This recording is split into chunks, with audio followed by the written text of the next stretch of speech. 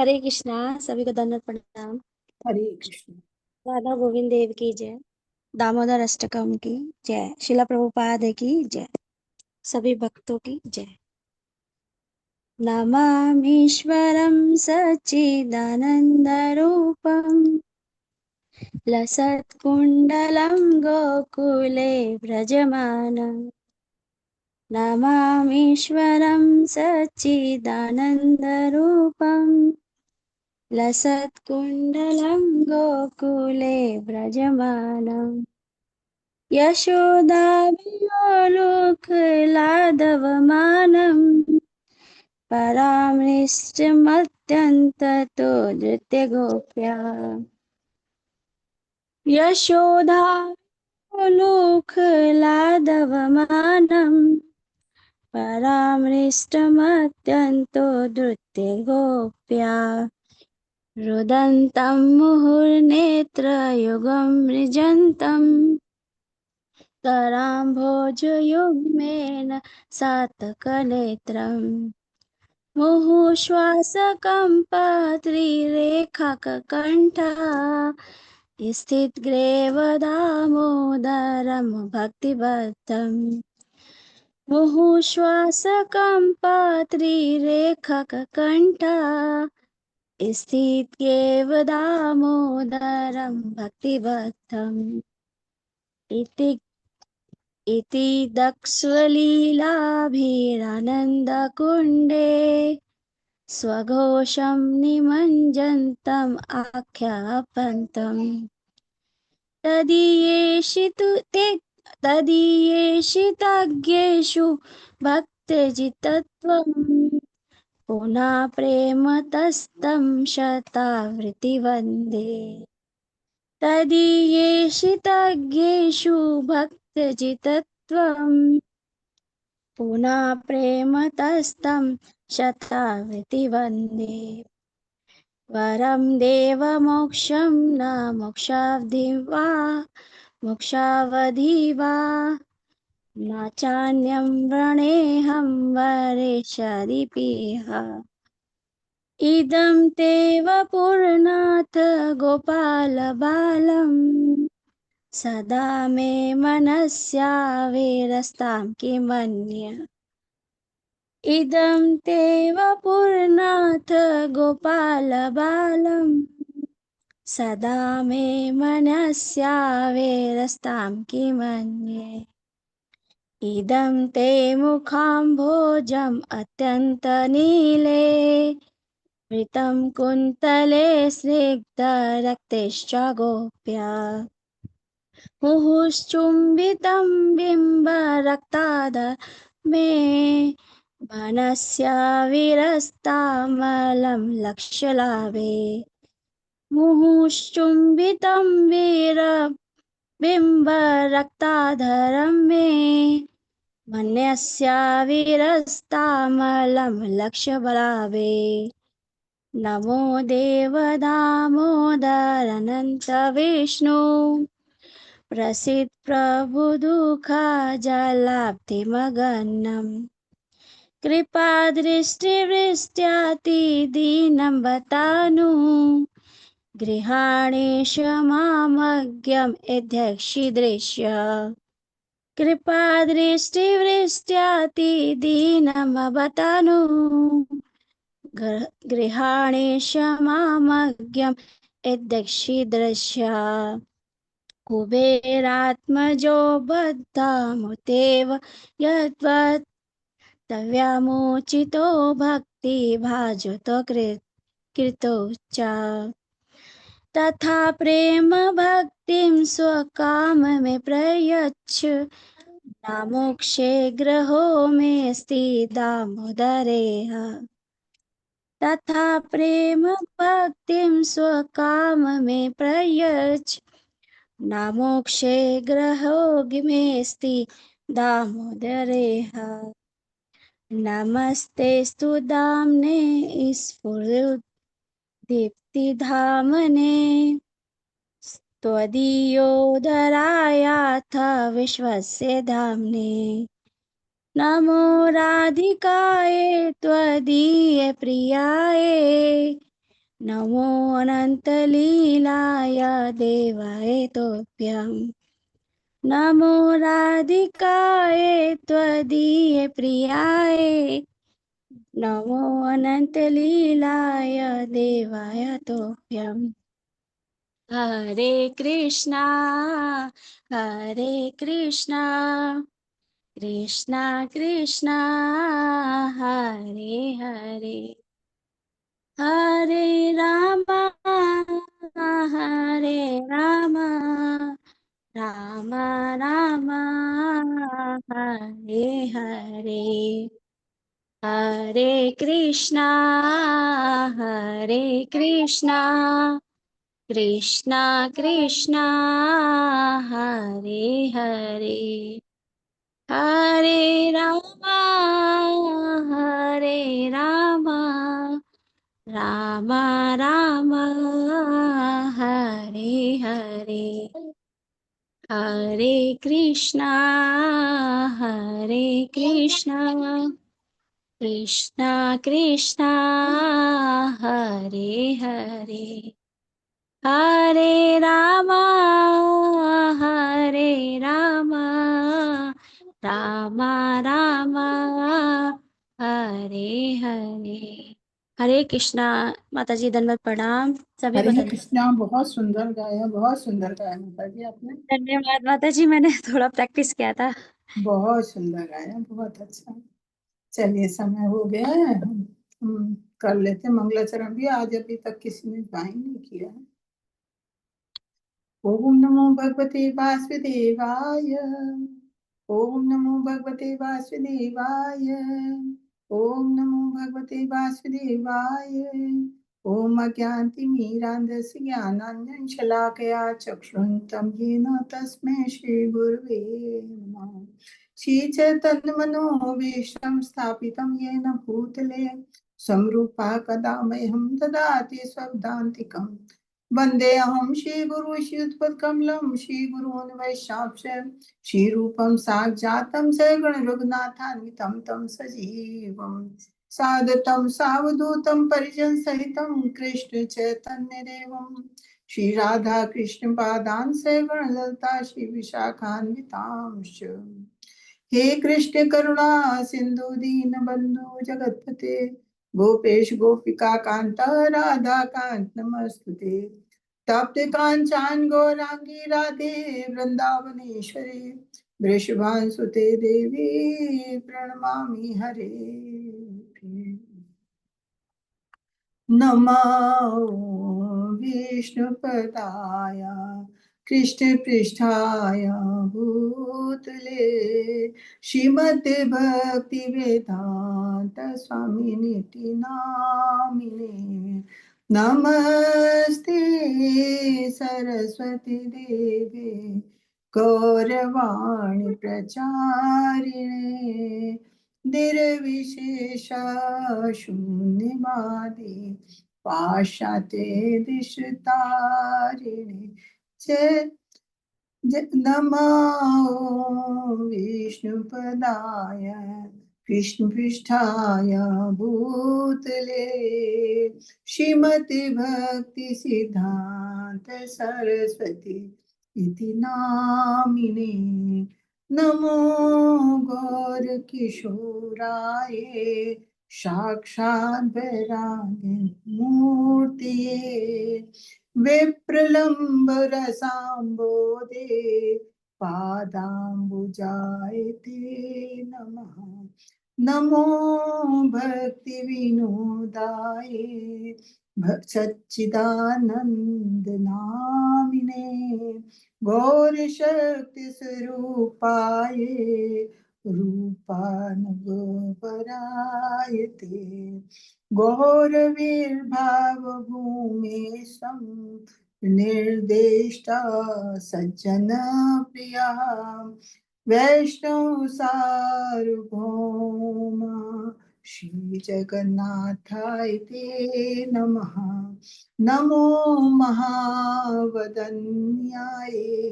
कृष्ण प्रेम प्रदायते कृष्णाय कृष्ण चैतन्य नाम्ने गौरे तुषे नमः। पंचतत्त्वात्मकं कृष्णं भक्तरूपस्वरूपकं भक्तावतारं भक्ताख्यं नमामि भक्तशक्तिकम्।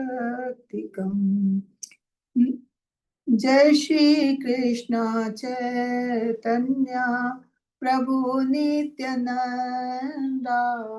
श्री अद्वैत गदाधर शिवासादि गौर भक्त वृंद। हरे कृष्णा कृष्ण कृष्णा हरे हरे, हरे राम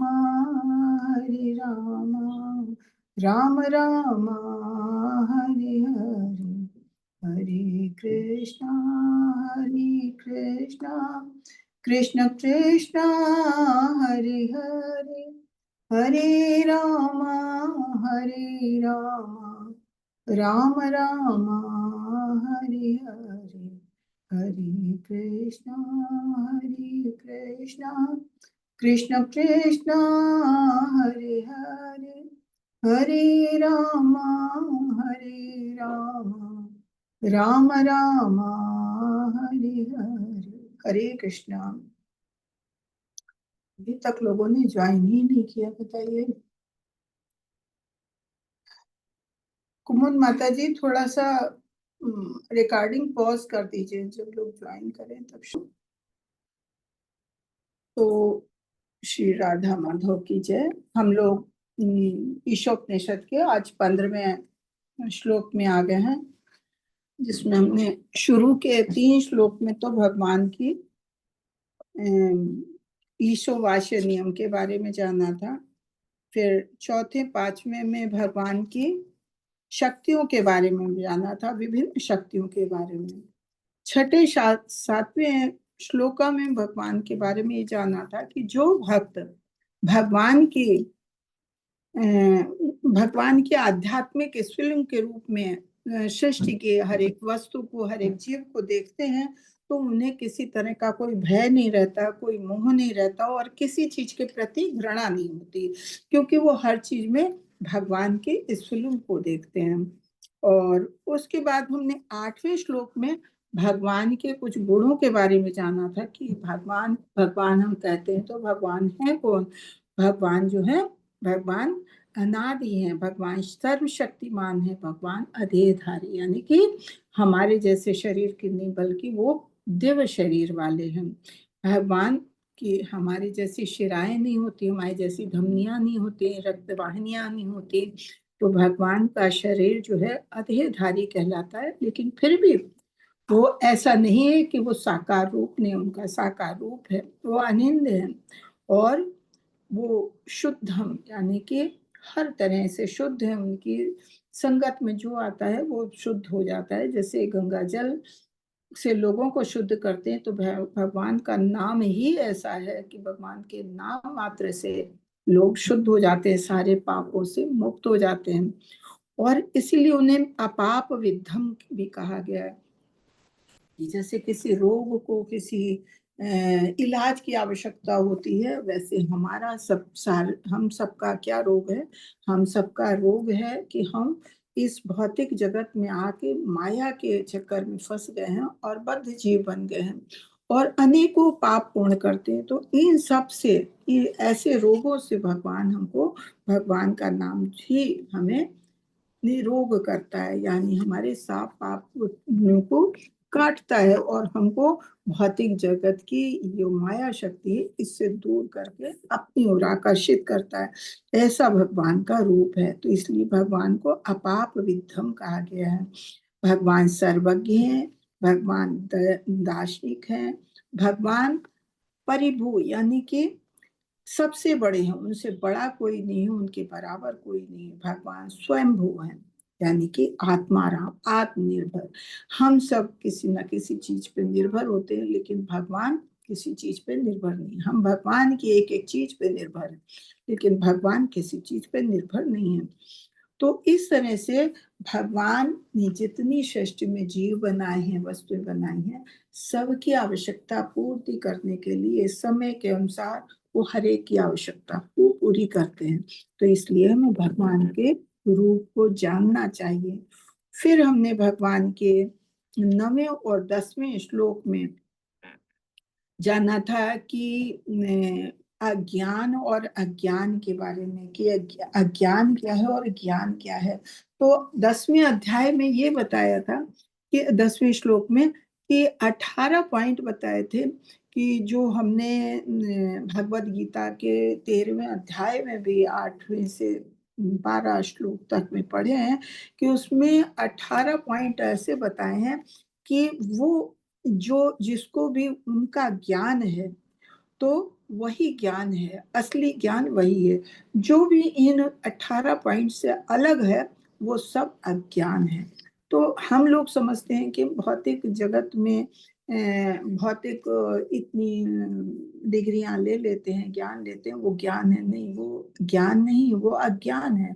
ज्ञान खाली वही है जिससे हम भगवान के करीब जाते हैं। आध्यात्मिक ज्ञान ही ज्ञान है जो भगवान से हमको जोड़ता है, हमारे भूले हुए मार्ग से हमको सही मार्ग पिलाता है, भगवान से जोड़ता है, भगवान से हमारे क्या रिश्ता है उसको पुनर्जीवित करता है, वही ज्ञान है। उसके अलावा जो कुछ भी है जो भगवान से संबंधित नहीं, वो सब अज्ञान की श्रेणी में आता है। ऐसी 11वें श्लोक में हमने फिर जाना था कि हमको ज्ञान और ज्ञान, विद्या अविद्या दोनों के बारे में जानना चाहिए कि आखिर विद्या क्या है, अविद्या क्या है, ज्ञान क्या है, अज्ञान क्या है। क्योंकि जैसे हम अच्छे और बुरे दोनों एक सिक्के के पहलू होते हैं, जब तक हम दोनों पहलू नहीं जानते हैं तब तक हम अच्छे बुरे का नतीजा नहीं जानते। जब हम यही नहीं जानेंगे ये बुरा है तो हम कैसे छोड़ेंगे, ये अच्छा है हम कैसे उसे अपनाएंगे। इसलिए हमें 11वें अध्याय में हमने जाना था कि विद्या क्या है, अविद्या क्या है, हमें दोनों चीजों को के बारे में जानना है। खाली हमें ज्ञान के, दिव्य ज्ञान के बारे में नहीं, अविद्या के बारे में भी, अविद्या की क्या प्रक्रिया है उसको भी जानना जरूरी है। तभी हम उससे दूर हटेंगे और जो भगवान का दिव्य ज्ञान है यानी विद्या है उसकी तरफ हम आकर्षित होंगे।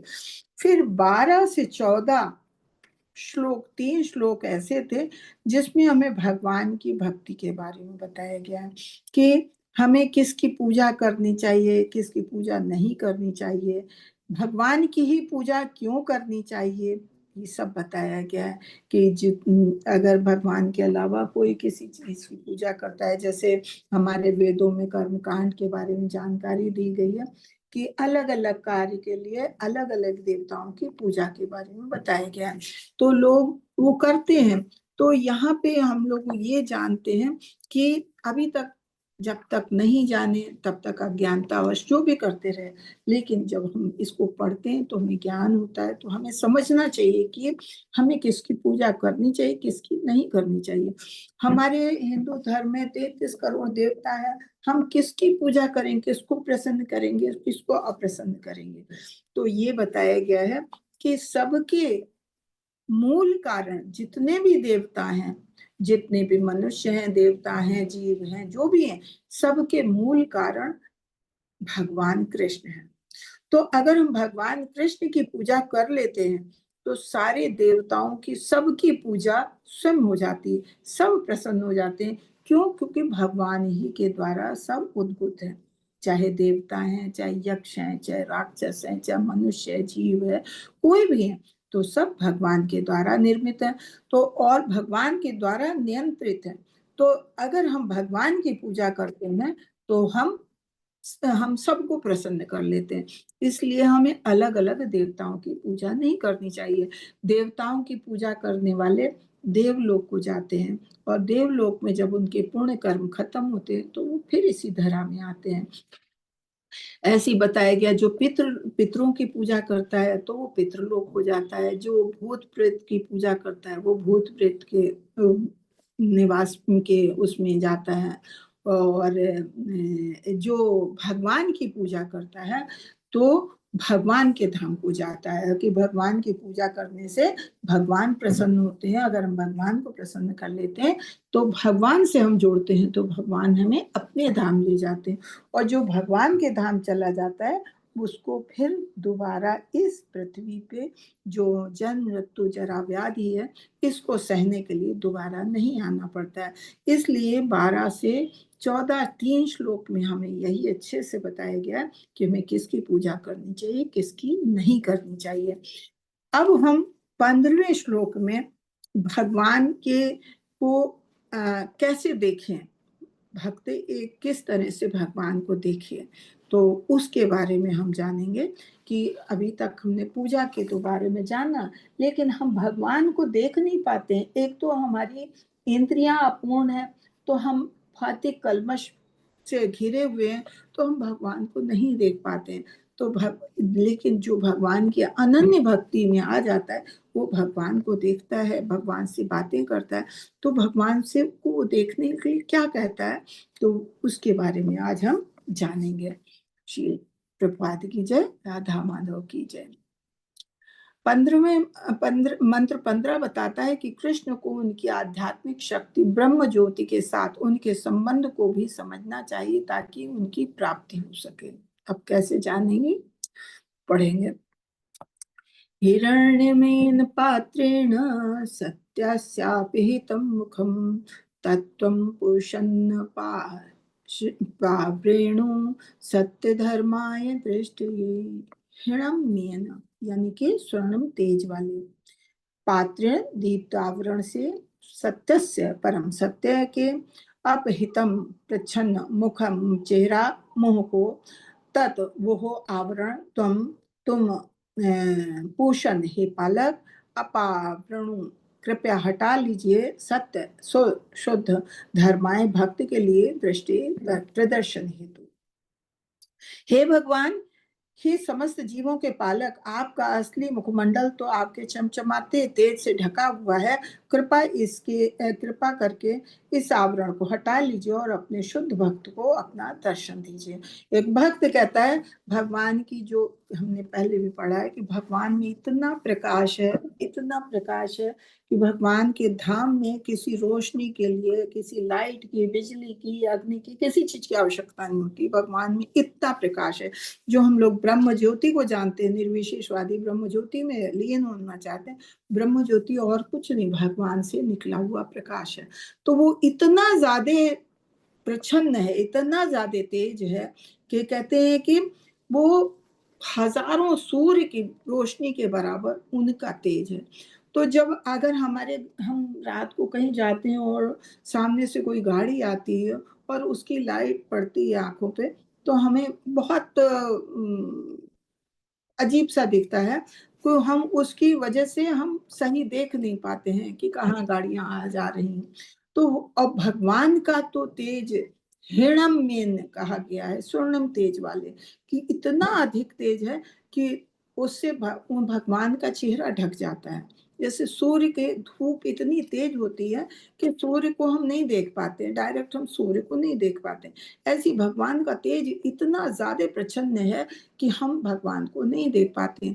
तो एक भक्त भगवान से ये कहता है कि अपने असली मुख मंडल को दिखाने के लिए अपने चेहरे का जो ये चमचमाता तेज है, जिसने आपके चेहरे को ढका हुआ है, इस आवरण को हटा लीजिए, तेज रूपी आवरण को हटा लीजिए, ताकि आपके भक्त आपका दर्शन कर सकें।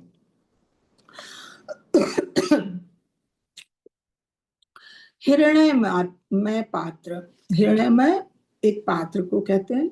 ब्रह्म ज्योति का अर्थ है सुनहरा, चमकदार दीप्ति। साधारण जीव को कभी भी सर्वशक्तिमान सर्वोच्च सत्य के रूप में नहीं माना जा सकता, जाना चाहिए। जो साधारण हम जैसे बद्ध जीव लोग हैं, तो उनको सर्वशक्तिमान या सर्वोच्च सत्य के रूप में कभी नहीं माना जाना चाहिए। क्यों? क्योंकि उनमें इस तरह का कोई तेज ही नहीं है। देखिए ये दिखाया हुआ है, चित्र में दिखाया है, ये हमारा यूनिवर्स है, ये हमारा ब्रह्मांड है जो 7 आवरणों से ढका हुआ है। और उसके बाहर ये कर्णोदयशायी ओशन है, जो जहां भी कर्णोदयशायी विष्णु जो है आराम करते हैं। तो और उसके बाहर जो है वो सारी ब्रह्म ज्योति भगवान की ज्योति है, तो उसी को ब्रह्म ज्योति कहते हैं, भगवान से निकला हुआ प्रकाश है। तो वहां तक पहुंचना भी आसान नहीं है, लेकिन निर्विशेषवादी वहीं तक पहुंचने के लिए प्रयत्न करते हैं। फिर साधारण जीव को कभी भी नहीं मानना चाहिए। यदि हम सर्वोच्च होते तो हमें उनके चेहरे को देखने के लिए, उनके चमकदार आवरण को हटाने के लिए उनसे प्रार्थना करने की आवश्यकता नहीं होती। इस बात का प्रमाण है कि भगवान सर्वोच्च है।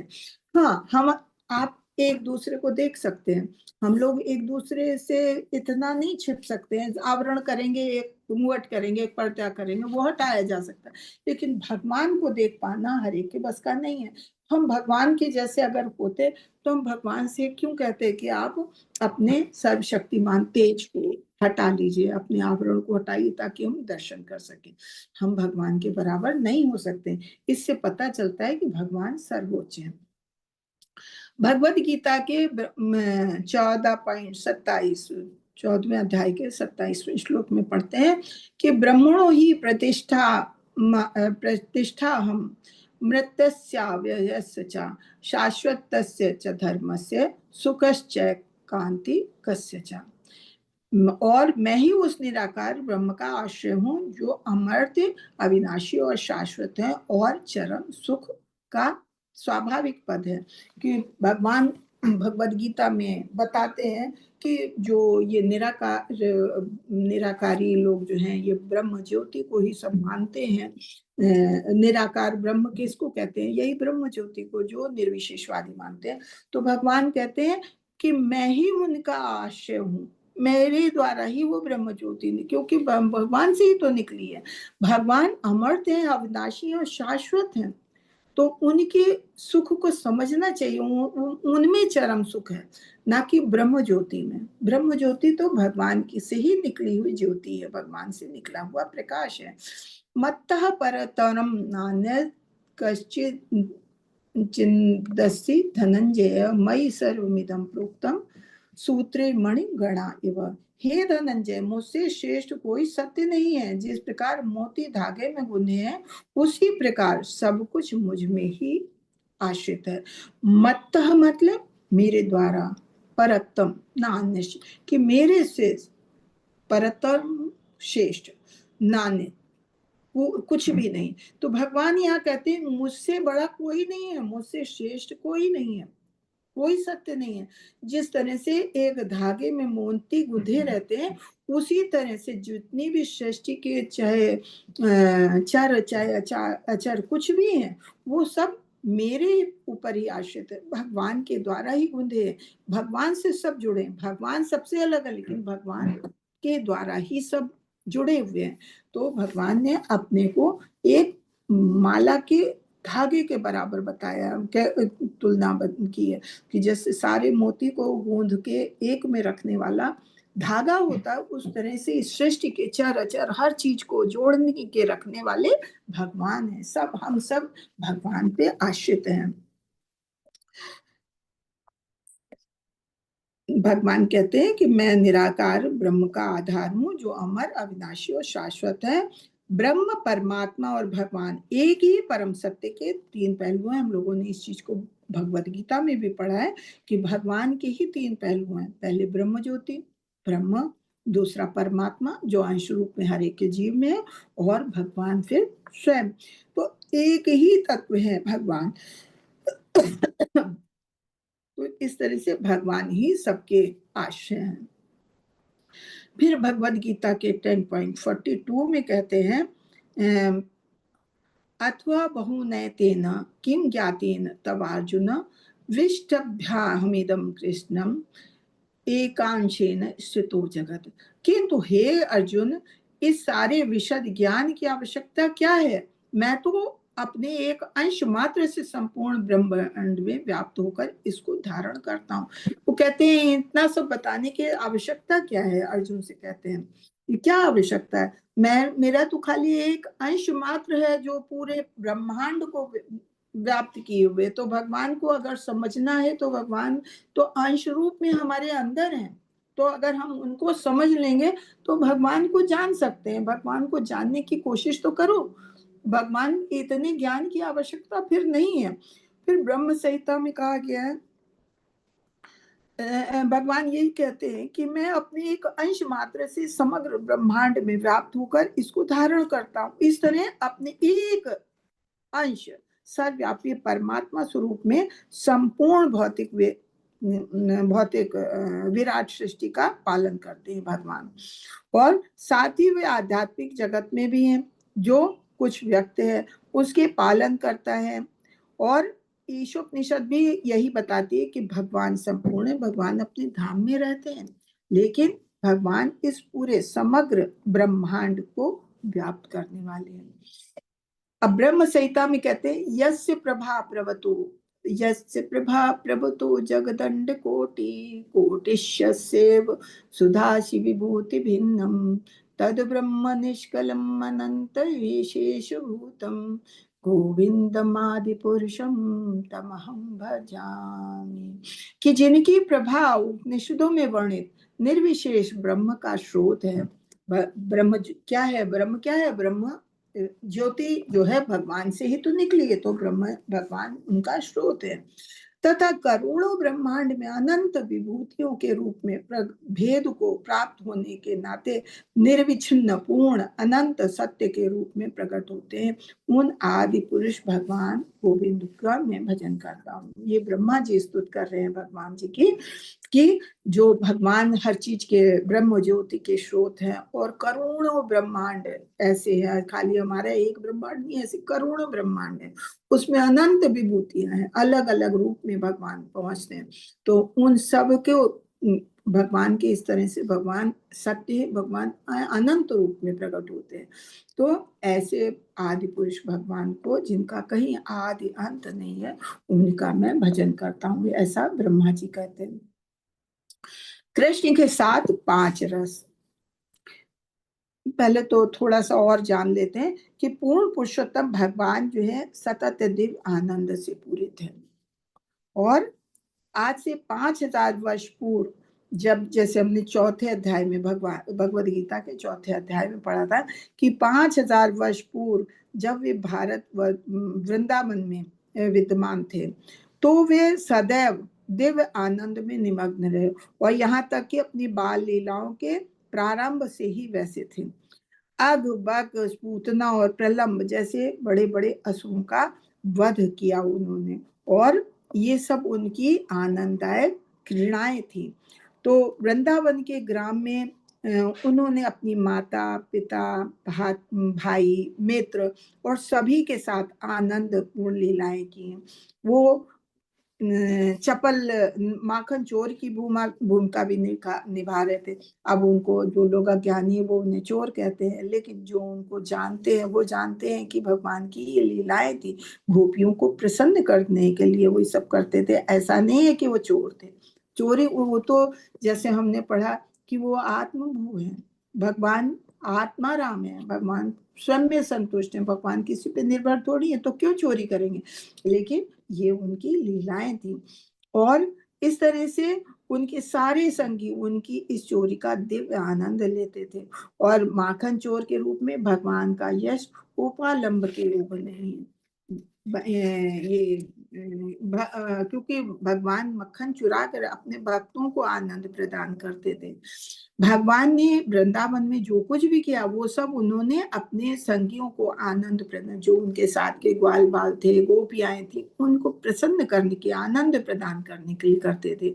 भगवान ने ये लीलाएं उन शुष्क मनोधर्मियों तथा कथित हठ योग के उन कलाबाजों को आकृष्ट करने के लिए की, जो परम सत्य की खोज करना चाहते हैं। अब जो लोग निर्विशेषवादी हैं या योग के द्वारा भगवान को जानना चाहते हैं, उन सब के लिए भगवान ने की है ऐसी ऐसी लीलाएं कि भगवान को जाने, लेकिन फिर भी निर्विशेषवादी भगवान के साकार रूप को नहीं जानते हैं। भगवान ग्वाल बालों के मध्य में बालपन के खेल के विषय में सुखदेव गोस्वामी भी कहते हैं कि ज्ञानियों द्वारा निराकार, सुखदेव गोस्वामी कौन है? व्यासदेव जी के पिता बेटे हैं, जो स्वयं भगवान के अनन्य भक्तों में से थे। तो वो कहते हैं भगवान के बारे में, श्रीमद् भागवतम के बारे में कहते हैं कि ज्ञानियों के द्वारा निराकार आनंद ब्रह्म के रूप में अनुभव किए जाने वाले पूर्ण पुरुषोत्तम भगवान कृष्ण हैं, जिनकी पूजा भक्तों द्वारा परमेश्वर रूप में दास भाव में की जाती है। और अभी भी जैसे हमने पढ़ा तो वहां पे मित्र रूप में थे, बाल गोपालों के साथ वहां मित्र रूप में थे, साख्य भाव था। और यहाँ पे बता रहे हैं कि जो भगवान के भक्त हैं उनके साथ वो भगवान की पूजा दास भाव में करते हैं। तो इस तरह से सांसारी लोग सामान्य मनुष्य मानते हैं, लेकिन वे ग्वाल बालों के साथ खेले जिन्होंने अनेक पूर्ण कर्मों के संचय के फलस्वरूप ये पद पाया। ऐसा नहीं है कि जो उनको ग्वाल बाले या गोपियां थी तो कोई साधारण लोग थे, वो साधारण लोग नहीं थे, वो अनन्य भक्ति उन्होंने पिछले जन्मों में की, तब उन्हें भगवान का साथ मिला। भगवान जब अवतरित होते हैं तो कहते हैं भगवान अपने पार्षदों को साथ लेके आते हैं लीलाएं करने के लिए। पार्षद कौन होते हैं? जो भगवान के अनन्य भक्त होते हैं, उनको इस रूप में लाते हैं उनके साथ। उनके जैसे भगवान के माता पिता नंद यशोदा थे, वसुदेव देव की थे, या ग्वाल बाल है, या उनके भाई हैं, वो जो भी हैं, तो वो भगवान के अनन्य भक्त रहे हैं। तो जब भगवान कृष्ण के रूप में अवतरित हुए तो वो सारे उनके पार्षद बन के उनकी लीलाओं में साथ देने के लिए आए हैं। तो इस प्रकार भगवान अपने आध्यात्मिक संगियों के साथ दिव्य शांत दास सख्य वात्सल्य और मधुर संबंधों में प्रेमपूर्ण कार्यकलापों में सदैव रत रहते हैं। जैसे कि हम पढ़ रहे हैं कि भगवान के ये 5 रस हैं। शांत रस, जैसे कि भगवान के गले में फूल माला पड़ी है, भगवान की हाथों में बांसुरी है, छड़ी है, गाय है, ये बोल नहीं सकते। अब सारी फूल की मालाएं तो भगवान के गले में नहीं है, जो भगवान के गले में फूल माला वो स्पेशल है, वो भगवान की भक्ति की हुई है। और ऐसी बांसुरी छड़ी गाय, लेकिन ये शांत रस में भगवान के साथ हैं, भगवान की सेवा करते हैं। ऐसे दास रस, भगवान की जो सेवा, भगवान के दास के रूप में भगवान को अपना स्वामी मानते हैं, वो उनके उदाहरण है चित्रक, पत्रक और रक्तक जैसे सेवक। कि जो इसमें हैं तो बहुत सारे भक्त, लेकिन जो भगवान की सेवा दास के रूप में करते हैं, लेकिन यहाँ उदाहरण के लिए 3 दिए गए हैं। ऐसी साख्य रस में उनके उदाहरण है बलदेव, श्रीदामा, सुदामा जैसी मित्रता, ये साख्य रस में। अब अर्जुन भी तो भगवान के साख्य रस में थे, ऐसे भगवान के बहुत सारे थे साख्य रस में, लेकिन यहाँ उदाहरण के लिए 3 दिए गए। ऐसे वात्सल्य रस में जो माता पिता की भूमिका निभाई, किन्होंने? नंद और यशोदा ने। तो ये भी भगवान के अनन्य भक्तों में से है। लेकिन भगवान की ये लीला है कि वो ये पिछले जन्म में भगवान को अपने पुत्र रूप में पाना चाहते थे, तो भगवान ने ये लीला की कि उनके बेटे के रूप में आए और उनको वात्सल्य रस में छोड़ा। ऐसी माधुर्य रस, तो जो जितनी गोपियां हैं या राधा रानी है, ये भी कोई साधारण स्त्रियां नहीं है। हम आप तो नहीं भगवान के साथ ऐसे जोड़ पाते, ये भी अनन्य भगवान की भक्ति की है पिछले जन्मों में, तब उन्हें भगवान का माधुर्य रस मिला है। तो इस तरह से 5 रसों में भगवान से जुड़ा जा सकता है, कोई भी जुड़ सकता है। आप भी जुड़ सकते हैं भगवान के साथ प्रेम करके। किस रस में जुड़ना चाहते वो आपके ऊपर है। अवैक्तिकवादी हतप्रभ है। ब्रह्म ज्योति के तेज से यदि कोई पूर्ण सत्य को पूर्ण रूप से देखना चाहता है तो उसे 24 तत्वों यानी सांख्य और चमकदार तेज से परे प्रवेश करना होगा। कि जो जैसे 24 तत्वों से हम लोग बने हैं बद्ध जीव, तो पहले इन चीजों को, हमारा शरीर बन है, हमें अपने शरीर से दूर हटना पड़ेगा। हम सब अपनी पहचान अपने शरीर से बनाते हैं, भौतिक शरीर से बनाते हैं, और ये शरीर तो भौतिक तत्वों से बना है, ये कोई हम नहीं है, हम तो आत्मा है। लेकिन अगर हम भगवान के भगवान से मिलना चाहते, भगवान का पूर्ण रूप से दर्शन करना चाहते हैं, तो हमें अपने शरीर से अपनी पहचान हटानी पड़ेगी। और भगवान का ये जो ब्रह्म ज्योति वाला तेज है, उससे परे जाना पड़ेगा, उसको पार करना पड़ेगा, तब हम भगवान के दर्शन कर पाएंगे। तो ये चीज यहाँ बताई कि भगवान को पाना इतना आसान नहीं है। भगवान को पाने के लिए भगवान की अनन्य भक्ति करनी पड़ती है। और अनन्य भक्ति के लिए सांख्य रस क्या है, सांख्य दर्शन क्या है, कि जो हमारा आत्मा और शरीर से संबंध है। हमारा शरीर जो बना है भौतिक तत्वों से बना हुआ है, और भौतिक तत्व खाली हमको ये शरीर मिला है कार्य करने के लिए। हम क्या है, आत्मा है। हमारे हम भगवान के अंश हैं, लेकिन हम अपना भगवान के संबंध को पहचाने कि हम क्या हैं और हमारा भगवान के साथ क्या संबंध है, इस चीज को पहचाने और अपने शरीर की पहचान को भूल जाएं और भगवान के ये जो चमकता तेज है इससे आगे बढ़े, तब हम भगवान को प्राप्त कर सकते हैं। ये बताया गया पूर्ण सत्य को, यानी कि भगवान को प्राप्त करने के लिए क्या करना होगा। ब्रह्म ज्योति का वर्णन भगवद गीता के 14 से 14वें अध्याय के 27वें श्लोक में, जैसे अभी हमने पहले पढ़ा था, पहला ही श्लोक था 14 से 27 वाला, कि उसमें क्या है। उसमें हम लोगों ने पढ़ा था कि भगवान ने कहा कि ये ब्रह्म ज्योति का आश्रय हम स्वयं हैं। हमने ब्रह्म ज्योति पढ़ा था ना, सबसे पहला श्लोक यही पढ़ा था भगवद गीता का। ये ब्रह्मणो ही प्रतिष्ठा हम मृत्युस्याव्ययश्च शाश्वतस्य च धर्मस्य सुख से कांति कस्य च, कि मैं ही निराकार ब्रह्म का आश्रय हूँ। तो ये भगवान ने अपना बताया कि ब्रह्म ज्योति क्या है, ब्रह्म ज्योति का आश्रय मैं स्वयं हूँ। तो ये था आज का ये। अब इसके बारे में थोड़ा सा और पढ़ लेते हैं कि ईश्वर, जैसे अभी हमने कहा कि भगवान को 3 रूपों में जानते हैं। कैसे? भगवान के ब्रह्म ज्योति, ब्रह्म, परमात्मा और भगवान के रूप में। तो परमात्मा रूप में तो भगवान हर एक के अंदर है और सबका पालन करते हैं, और भगवान ही सारी सृष्टि को बनाने वाले हैं, पालन करने वाले हैं, और संहार, जब सब उनका काम खत्म हो जाता है तो संहार करने वाले भी वही हैं। तो किसी प्रकार का सरोकार भगवान को लेकिन फिर भी नहीं रहता। सब कुछ करते हैं, सब कुछ उनके द्वारा उत्पन्न होता है, सारा कार्य होता है, लेकिन फिर भी वो इस ब्रह्मांड से अलग रहते हैं। ये सारे कार्यों को अपने पूर्ण विस्तार परमात्मा द्वारा कराते हैं। परमात्मा हर जीव के अंदर है तो उसके द्वारा कराते हैं। प्रत्येक जीव आत्मा कहलाता है, और प्रमुख आत्मा जो सबको यश में रखते हैं वो परमात्मा कहलाता है। जैसे हम लोगों ने भगवद गीता में पढ़ा था। एक सेकेंड, ये एक पेड़ पे 2 पंछी बैठे हैं, एक फल को खा रहा है और दूसरा उसका निरीक्षण कर रहा है कि वो क्या कर रहे हैं। तो ऐसे हमारे अंदर, हम तो आत्मा है और हमारे साथ साथ हमारे हृदय में परमात्मा का अंश है।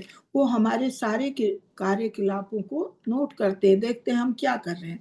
हम भगवान से जुड़ना चाहते हैं या भौतिक जगत में जुड़ना चाहते हैं, और जैसी हम इच्छा करते हैं तो भगवान वैसी हमें हमारी आवश्यकताएं पूरी करते हैं कि ठीक है, तुम्हें अगर भौतिक जगत का आनंद लेना है तो वो सारी सुविधाएं वैसी प्रदान करते हैं। अगर भगवान से कोई जुड़ना चाहता है तो भगवान फिर उसको वैसी सुविधाएं देते हैं।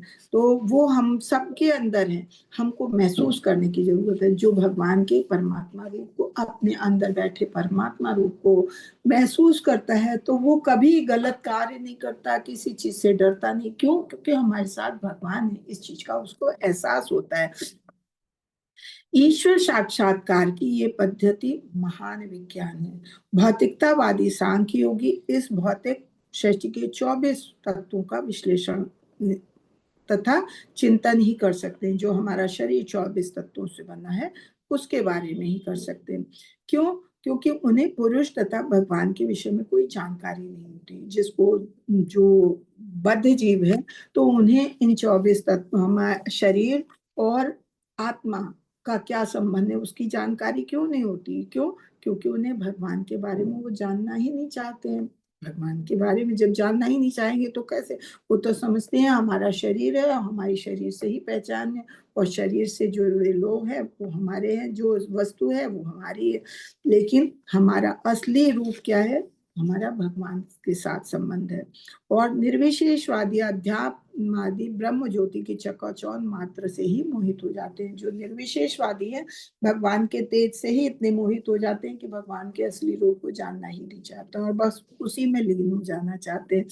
यदि कोई सचमुच परम सत्य को पूरी तरह से जानना चाहता है तो उसे 24 तत्वों को जान के और फिर ब्रह्म ज्योति को भेद कर परे जाना होगा, जैसे अभी हमने पढ़ा था। ये भगवान के दिव्यमान आवरण को हटाने के लिए प्रार्थना करते हुए इसी ओर संकेत करता है। जैसे हमने इस श्लोक में यही पढ़ा है कि भगवान, एक भक्त भगवान से यही कहता है कि अपनी ये जो दिव्य प्रकाश है, ब्रह्म ज्योति है, इसका जो आवरण है आप अपने पर से हटा लीजिए ताकि हम आपके दर्शन कर सकें। जब ये आवरण हटा नहीं दिया, जब तक ये आवरण नहीं हटाया जाएगा तब तक भगवान के कमल मुख का दर्शन कोई नहीं कर सकता। और ये भगवान हटाते हैं, ऐसा नहीं हटाते हैं, किसके लिए? अपने भक्तों के लिए। परमात्मा स्वरूप पूर्ण पुरुषोत्तम भगवान के 3 श्वास स्वरूपों में या विष्णु तत्वों के रूप में इनसे एक है, जिन्हें सामूहिक तौर पर पुरुष अवतार कहते हैं। पुरुष अवतार हमने पढ़े थे 3 भगवत गीता में। पहले क्षीरोदक्षाई विष्णु, ये प्रमुख क्षीरोदक्षाई विष्णु, और फिर गर्भोदक्षाई विष्णु, और फिर कर्णोदक्षाई विष्णु। तो इनके बारे में हमने जाना, ये भगवान के पुरुष अवतार हैं। उसके बाद भगवान ने अपने 3 देवों को नियंत्रित किया, ब्रह्मा विष्णु महेश। इनको सारे कार्य सौंपे कि किस तरह से क्या करना है। कि ब्रह्मा जी उत्पत्ति के कारण है, विष्णु जी पालन, इस सृष्टि का पालन करते हैं, और शिव जी जो है संहार करते हैं। जब भगवान की इच्छा पूरी हो जाती है इस सृष्टि से तो फिर उसका संहार करते हैं। तो ये तीनों देव भगवान ने ही नियंत्रित किए हैं। ब्रह्मांड के पहला तत्व जैसे हमने कहा क्षीरोदक्षाई विष्णु, दूसरे हैं गर्भोदक्षाई विष्णु। गर्भोदक्षाई विष्णु के गर्भ से ही कमल नाल निकली, जैसे कमल में भगवान ये ब्रह्मा जी उत्पन्न हुए थे। और कर्णोदक्षाई विष्णु तीसरे हैं, जो कारण सागर में शयन करते हैं, और ये वे समस्त ब्रह्मांडों के श्रेष्ठा हैं। कर्णोदक्षाई विष्णु में श्रेष्ठा है। क्षीरोदक्षाई विष्णु पालन करने वाले हैं। और तो कैसे कि जब कर्णोदक्षाई विष्णु ही आराम करते हैं, और यही जब इनका और विस्तार होता है तब ये गर्भोदक्षाई विष्णु के रूप में आते हैं, और गर्भोदक्षाई विष्णु से ही फिर कमल नाल निकलते हैं, जिससे भगवान ये ब्रह्मा जी उत्पन्न होते हैं। योग पद्धति गंभीर जिज्ञासु को विराट सृष्टि के 24 तत्वों को लांग कर विश्व तत्व से भेंट करने की शिक्षा दी जाती है।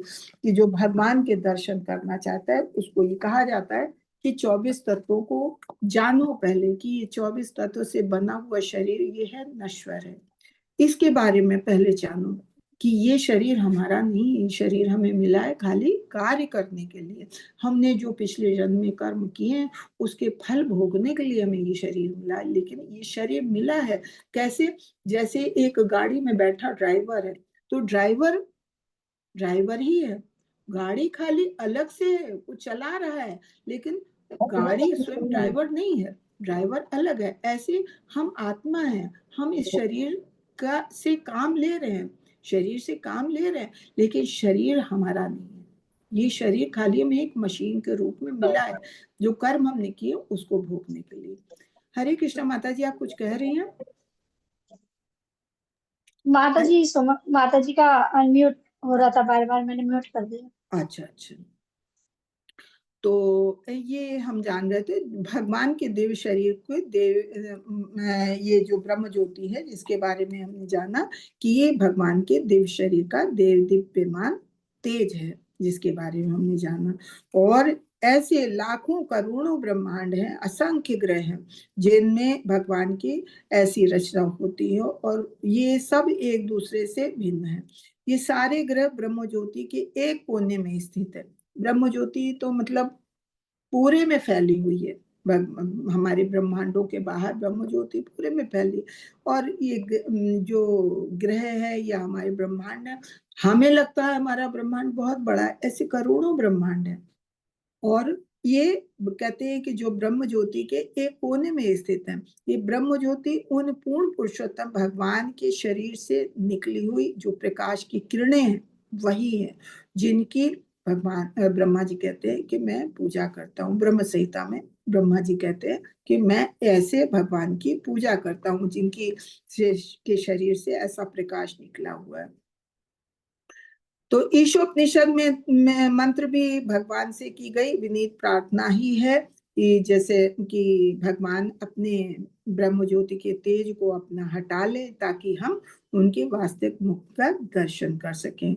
इस ब्रह्म ज्योति के तेज का वर्णन अनेकों उपनिषद में भी हुआ है कि हेरम में परिकोशे, काफी लंबा है वो, अलग अलग तो उपनिषद में अलग अलग ढंग से वर्णन किया गया है कि भौतिक आवरण के उस पार आध्यात्मिक क्षेत्र में अनंत ब्रह्म ज्योति जो भौतिक कल्मश से सर्वथा अलिप्त, जो भगवान की ब्रह्म ज्योति भगवान से संबंधित, भगवान का प्रकाश है, भगवान का क्षेत्र है, भगवान का अपना धाम है, वो सब आध्यात्मिक है। तो जितना भी क्षेत्र आध्यात्मिक है वो भौतिक कल्मश से सर्वथा रहित है। भौतिक कल्मश कहाँ तक है? भौतिक कल्मश खाली हमारे ब्रह्मांड के अंदर है। जब हम ब्रह्मांड से बाहर निकल जाए तो ब्रह्मांड के बाहर भौतिक कल्मश से रहित भगवान का आध्यात्मिक क्षेत्र जो है वो भौतिक कल्मश से पूर्णतया रहित है। उस तेजस्वी तेज प्रकाश को अध्यात्मवेत्ता सब प्रकाशों में सर्वोत्तम प्रकाश के रूप में जानते हैं। उस क्षेत्र में प्रकाश के लिए सूर्य, चंद्रमा, अग्नि, विद्युत आदि की कोई आवश्यकता नहीं होती है। हमने बताया ना, जहाँ भगवान की ब्रह्म ज्योति है, जो भगवान का आध्यात्मिक क्षेत्र है, वहाँ भगवान का इतना प्रकाश है कि वहाँ सूर्य, चंद्रमा, अग्नि या विद्युत वगैरह की कोई आवश्यकता नहीं होती। निसंदेह भौतिक जगत में जो कुछ भी प्रकाश हम देखते हैं वो सबसे अलग है। और जो हम भौतिक जगत का प्रकाश है वो वहाँ का खाली एक परावर्तन मात्र है कि जैसे आप शीशे के आगे आप कोई बल्ब जलाते हैं तो उसकी रोशनी पूरे में फैलती है, तो वो फैलती है। उस तरह से कह रहे हैं कि जो भगवान की ब्रह्म ज्योति का प्रकाश है उसका परावर्तन जो है वो हमारे भगवान ये भौतिक जगत का प्रकाश है, और बाकी यहाँ पे और कुछ नहीं है। वो ब्रह्म के आगे भी है और पीछे भी है, उत्तर, दक्षिण, पूरब, पश्चिम में भी है। सब तरफ जहाँ भगवान है, भगवान तो बीच में है, भगवान के चारों तरफ ऊपर नीचे पूरब पश्चिम उत्तर दक्षिण सब तरफ भगवान के ब्रह्म ज्योति भगवान का प्रकाश सर्वत्र व्याप्त है। पूर्ण ज्ञान का अर्थ है कृष्ण को ब्रह्म ज्योति के मूल रूप में जानना, कि अगर हम भगवान को जानना चाहते हैं हमारा असली ज्ञान क्या है। जैसे निर्विशेषवादी ब्रह्म ज्योति को ही मानते हैं, लेकिन संपूर्ण ज्ञान है कि हम भगवान को जाने कि ब्रह्म ज्योति आखिर ये प्रकाश आ कहाँ से रहा है।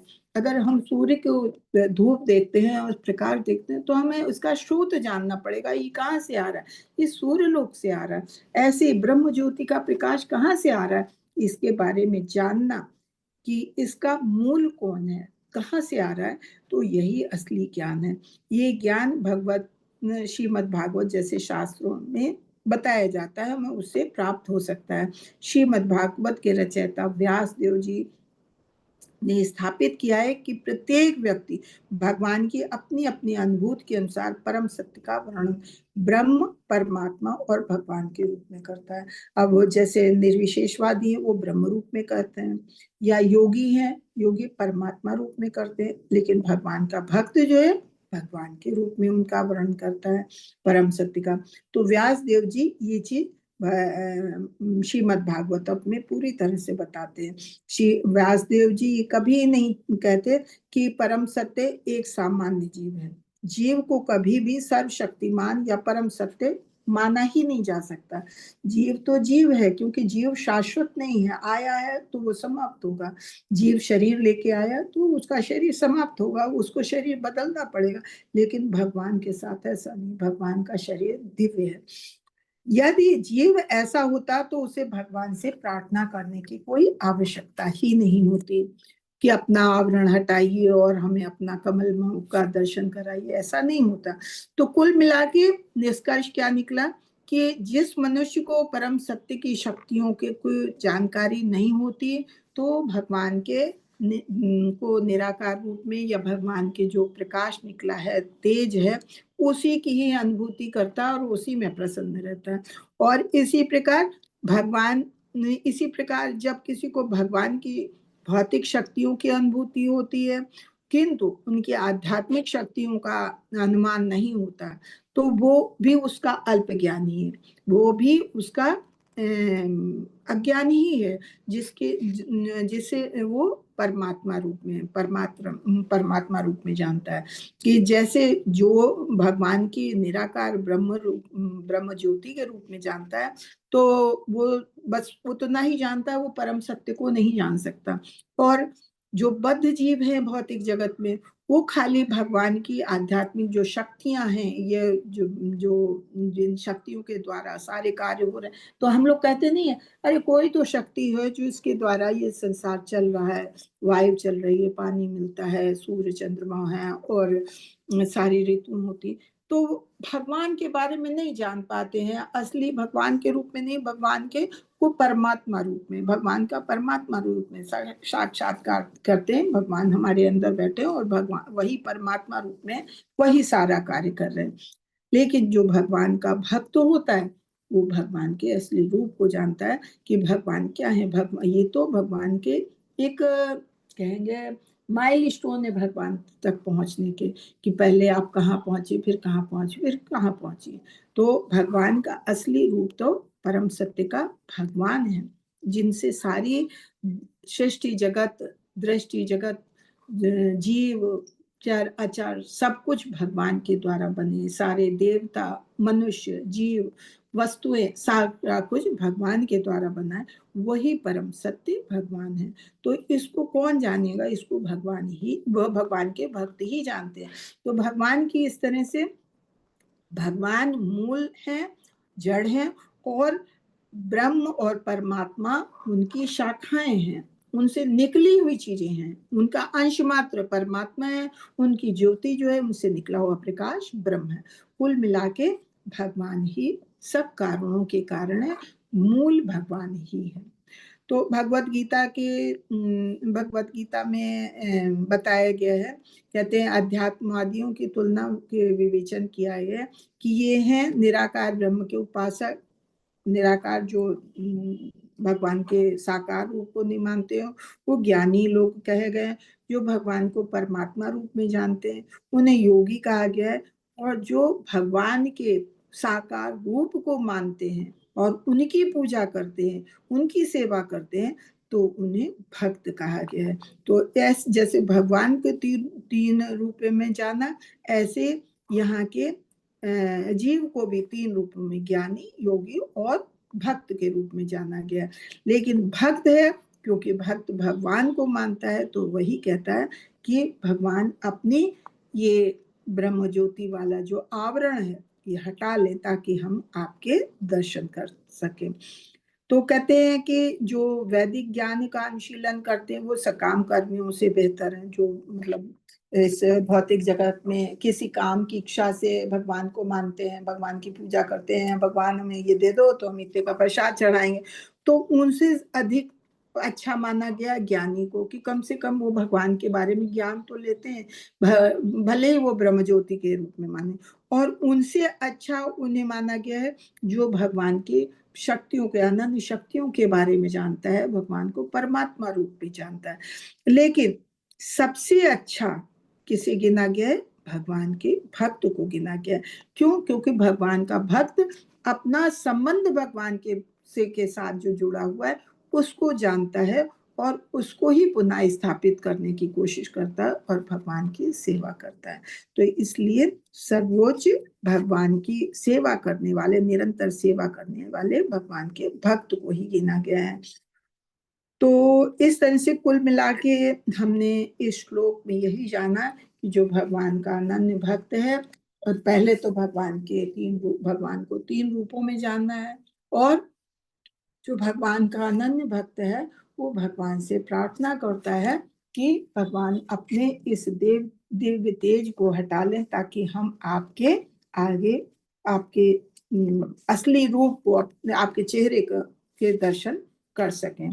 तो आज ये यहीं समाप्त होता है, और इसके बाद हम यही भगवान के बारे में ही अभी आगे भी 16, 17, 18 जो हमारे श्लोक हैं उसमें भी भगवान के बारे में ही जानेंगे।